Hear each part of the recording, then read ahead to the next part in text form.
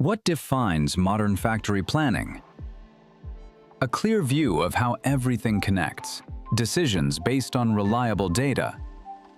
The foundation, a digital factory model. What should modern planning software deliver? A digital model is created from the floor plan. Elements are positioned within the layout. Structures and areas are defined.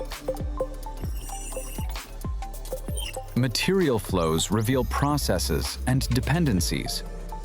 New layout options emerge as elements are rearranged. Key metrics show the impact immediately. Results are instantly visible and easy to share. Everyone works with the same model. Decisions are made collaboratively.